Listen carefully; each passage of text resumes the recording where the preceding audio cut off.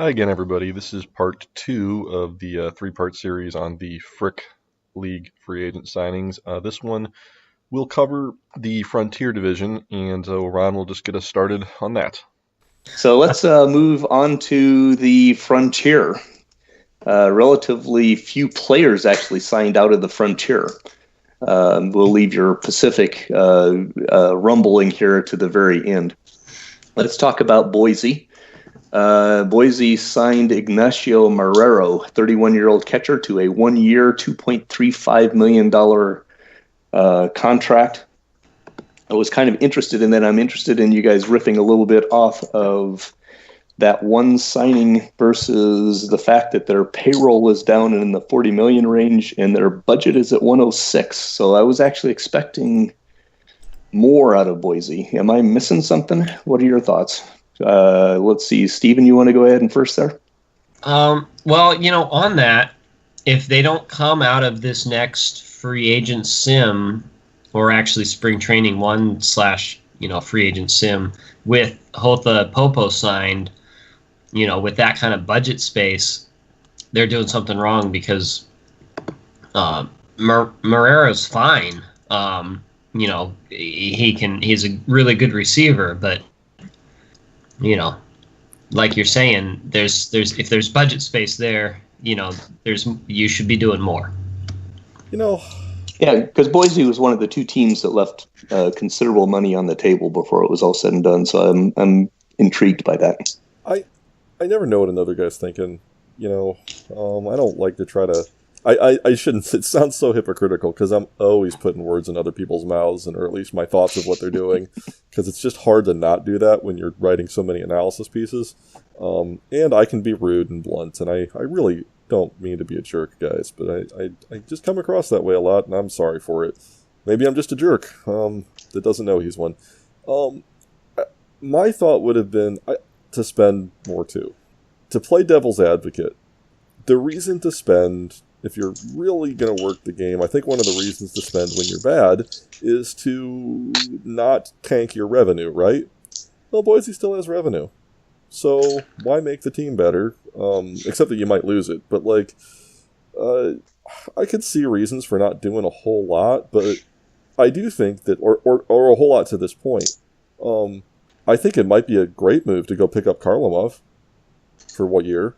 Just go throw a one-year deal at him and see if you can get him, and, just clean up one-year deals on these old guys that are still popular or they're still around, and Boise's roster, I think, as Jeff has lamented, is so bad that it's not like it's going to hurt his draft pick position tremendously to just add, a couple 1 or 2 win vets that are really popular, and maybe you get a comp pick out of them, and they're off the books right away. I'm distracted because every time I go to Boise's roster, I just immediately go look at Dennis French, and then I just stare at him longingly and think. And think there he goes. Yeah, but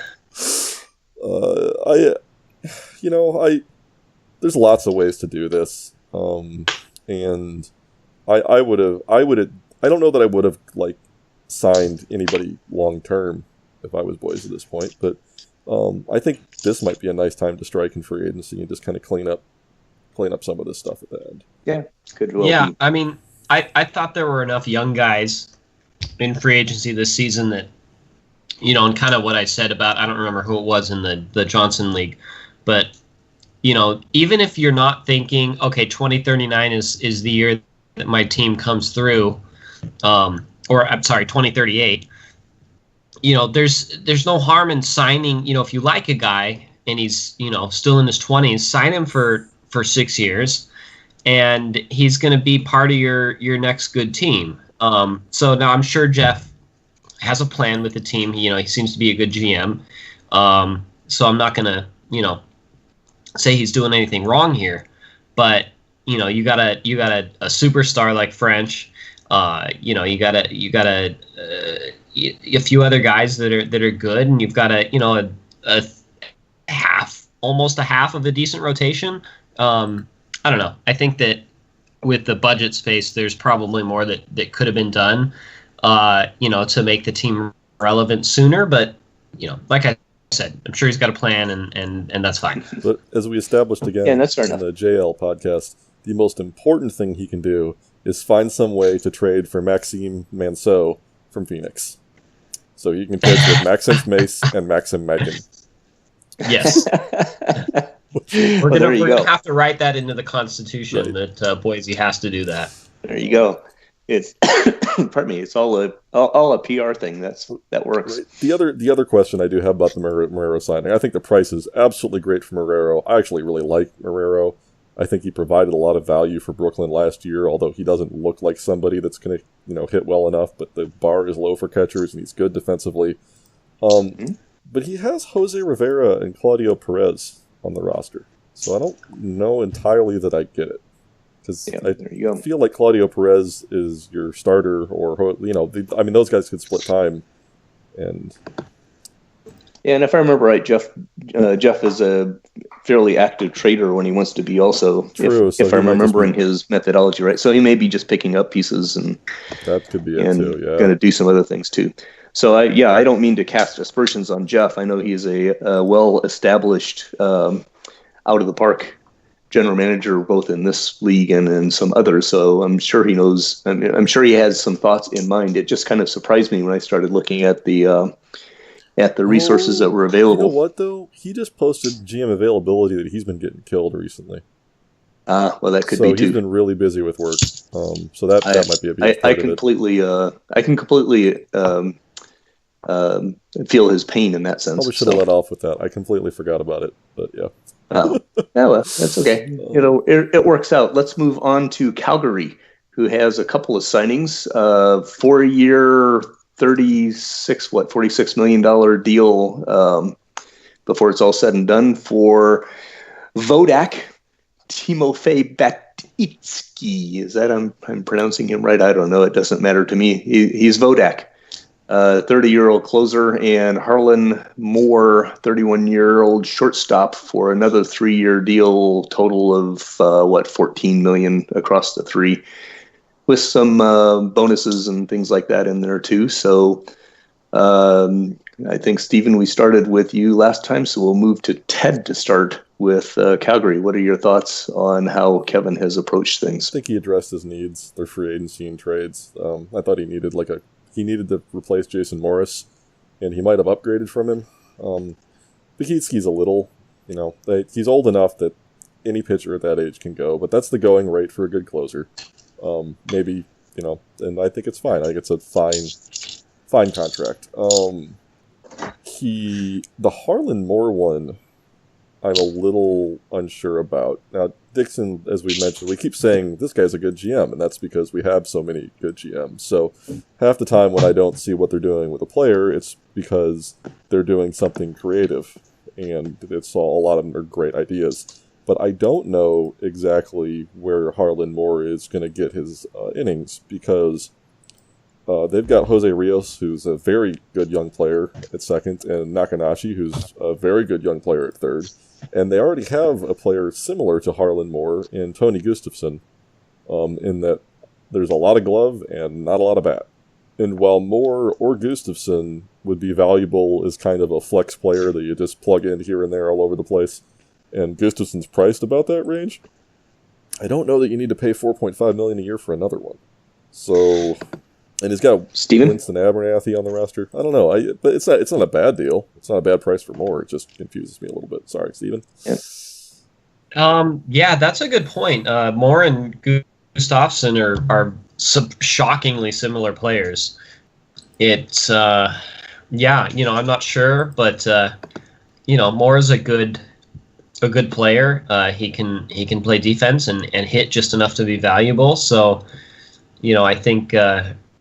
I think it's a fine signing, maybe a little expensive, especially considering what a couple of other infielders that signed in the FLP got. But he's a valuable guy to have around. But yeah, Ted is kind of right. Maybe he's kind of redundant on this roster. Yeah, and I think that's an interesting take, because if you look at Moore's performance, the price of the contract for what his performance has been over the past several years is about right. Maybe a little high. I think Moore gets injured a lot. Yeah. If I'm remembering right. So that's the one risky recently. aspect. Yeah. I was interested in what Moore was going to get to get out of the free agency pile due to the opt-out thing. Right, he opted out of a $9.5 million one-year deal. And if I squint, I can kind of say, well, he might have cost himself a little bit, but not a whole lot before it's all said and done. Would he have gotten $4 or $5 million a year next year? I don't know. He'd be 32. That was probably a bad decision, but it's close. But I really like the Batitsky, the Vodak deal. Because I'm intrigued on whether Vodak will opt out in that third year, which would potentially bring a comp pick along with it. So if that happens, that would be a fantastic deal for Kevin. Because then he'd be losing a 32-year-old reliever, which is when you start to get really angsty, and getting a draft pick in return for him, assuming somebody else would sign him. I think that's fine. $8 million is a lot more than I like to pay relievers. I personally, my strategy, and hopefully too many people aren't listening at this point in the podcast, but I think that you can get guys, with splits like this for a lot cheaper. He's don't get me wrong, he's a great pitcher, and probably he's going to be worth the contract. But just personally, that's a little more than I would want to pay for a reliever. Right. Yeah, I think on whole, the conversation about that I think Ted and Randy often have about how you spending that kind of money on a closer is sometimes hard to defend or accept. On the other hand, when you have one that is truly a shutdown, lockdown closer, it really does change the game, and Vodak can be. The question is, will he be at age 30 plus? And the other piece is you look at Calgary's payroll, and they still have money. They still have some stuff to spread around if they need to. So I could see Bakitsky being a trade. I could see Vodak being a trade chip if things aren't working out, or I could see Kevin going in and spending or trade and spend to fill in a hole if things are looking good for them as the frontier chugs along. So it's an interesting. There's some name recognition that goes into that particular player too. Right, which I think we probably underrate. We are more human and susceptible to hype than we probably like to think we are. No, we are robots. Well, I try to be. Well, Steven's doing a good job over there killing him. Well, I don't know. They keep coming back, so I'm gonna move us along here, and actually I should go back. Calgary, I ended up giving a kind of a C plus 50-55 score specifically for the flexibility that Vodak gives Kevin, and because even though I think Moore is a little overpaid, he's still a highly effective player. So a little overpayment doesn't ever worry me too much about that kind of guy, as long as he stays semi-healthy. Yeah, I agree. So thoughts? I agree. That's about right. 50 works. Okay. We would move on to Edmonton. I'll just make one or two comments on Edmonton. As far as my register goes, Edmonton did not sign a free agent, but I will say that they did a lot of work. Chris Robillard did a lot of work this offseason through the trade process that I think made a pretty big impact to his ball club, and it was already a team that I think the rest of the world should be watching as a extremely dangerous contender as we go forward. So first off, am I missing something? Do you see him signing someone that I missed? He didn't sign anybody. Did he win GM of the year last season? I don't know, but he should be very high up this there. Offseason alone, like just what he did to improve his team. Yeah, it's impressive. So. Yeah. And like I said, it was already showing signs of being on the edge of one of these mega teams anyway. He's got a really solid young group of players. So, Yeah. But we've been talking about Edmonton for years, right? Well. Building up. They just needed the right management, and it looks like it's arrived. Yep. Right management at the right time, too. To the chagrin in a lot of everyone in that division. There you go. Let's talk about Seattle, who signed Michael Durham, 27-year-old left fielder, a 4-year, $22 million contract with a couple of little bonuses for Silks and All-Stars and things like that. Ted, let's start with you. What do you think about Seattle's free agency? It's a weird fit, right? Like, they've got outfielders. And Durham, I think, is one of the most interesting players in this free agent class because I don't know what he is, and I don't know that anyone knows what Michael Durham is. He should be good. Like, he should be a good, like a 3-win player. You know, what do you think? Like 3.5, 4 in a good year. Like, he hasn't been. I have no idea why that is. I don't have a clue why he hasn't been effective. He's at times been a great player, and then he's just garbage after that, and I have no idea at all what the heck Michael Durham is. And when you add that to the fact that they have Aurelio Lopez, Lionel Crepin, John Hickman, and Walter Finch in that. Walter Finch isn't amazing, but he's at least a serviceable center fielder, or maybe sub-serviceable. I don't know where Durham plays. I think maybe the thought is to teach, not Crepin. One of these guys can play first base if you teach him how. I don't remember, is it Hickman? Yeah, Hickman can play first base. He would actually be a very good first baseman. But, like, you can get by with Hickman in center field. He's not great at it, but you can get by with him at center field, and I think it's way better to do that instead of Walter Finch. Or maybe, they split time there last year. I think Nathan probably handled that pretty well. So I just don't know how Durham fits in.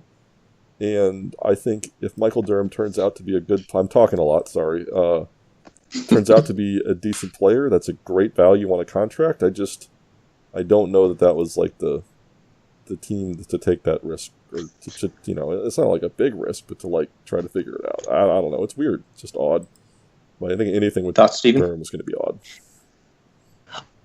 Yeah, I agree. It doesn't look like they needed another outfielder, but you need a lot of outfielders. 3 is never enough, I don't think. And I tend to believe ratings a little more than I tend to believe performance in some cases, and maybe Hawaii just wasn't the right place for Durham, and maybe he'll be better in Seattle. I think it's I think. Hey, am I here? Yeah, you're here. I think Steven just cut out. Are you still there, man? Oh. He should be hitting, he should be in 50 doubles a year. So while you're talking about that's valuable. I'm going to go look at Hawaii's park effect. Yeah, I think one of the things that I look at. That's even weirder. First up. Okay. Sorry, just while we're. Well, you just can't leave us with it. That's even weirder, and then us not follow up on it. Hawaii's park effect is 1.2 for doubles. What the heck is wrong with Michael Durham? That's so weird. I mean, he hit 42 last year, which is good, but with that 10 gap rating. Yeah, well, I tell you what. For that to be his career high.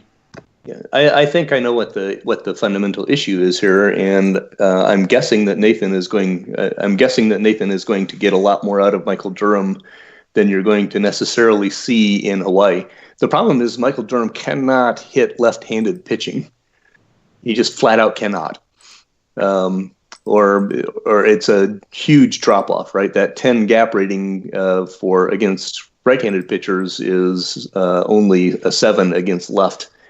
And his plate discipline is poor against left-handed pitching. I mean, he just cannot be trusted to hit left-handed pitching. And so if you look at where he was, how he was being used in Hawaii, he was getting 570, 520, whatever plate appearances in Hawaii. And my guess would be is his versus right-handed pitching numbers are fantastic, but his versus left-handed pitching numbers are sub-replacement. So that draws down the WAR pretty quickly. You have guessed early. Actually, and Ron right. may have. Wait, hold on, Steven. Sorry, jumping on you. My bad. Ron may have Okay. more insight to this than me, but I have a strong suspicion that a player's poor performance against one-handedness can kind of impact their performance against the other handedness. And I think of this in the context of Layli Yelanian going from Long Beach to Huntsville. I never played him against lefties, and he did really good against righties. And when he moved to Huntsville, Kyle kind of has this philosophy of, let's just play all the lefties against the lefty starters, and they're going to end up hitting off a righty in the bullpen at the end of the. And I Ron, maybe I'm totally wrong, but I just feel like there's a little morale issue there, where if they're not performing well against lefties, it could leak into affecting their performance against righties as well. Well, I think that the idea that morale can affect performance is probably not wrong. I don't know if it's a huge effect, but I do think that the raw math of if you try to force fit a guy who needs to be platooned into a full-time role, and you look at his WAR numbers, they're going to be bad. You're going to constantly be thinking they're underperforming, right? The George Rodriguez, the guy who was on my left-handed hitting leadoff guy who is so spectacular. The reason his numbers are so spectacular is I don't hit him against left-handed pitching. I didn't, right? I hit him only against right-handed pitching, which makes him as strong as he is. And I certainly hope Ed will continue to do that with him in Des Moines, because that's the right way to use him. Same thing for Carlos Garcia, who's at Charm City now, right? If you can keep him hitting left-handed pitching, he's never going to hit for average, but he's going to get on base at a 370 clip, and he's going to steal like mad, and he's going to put up 2 WAR. But as soon as you hit him against right-handed pitching, he's going to put up 0.5 WAR, right?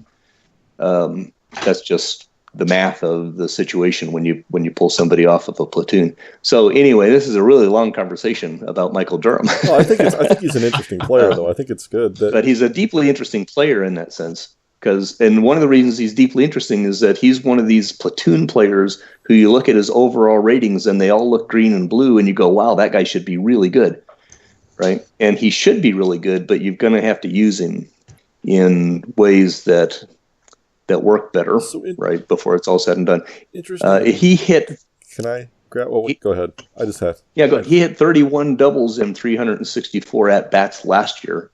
He hit 42 doubles in 578 at-bats the year before, right? So that 42 looks pretty good, but you think, wow, it really should be better.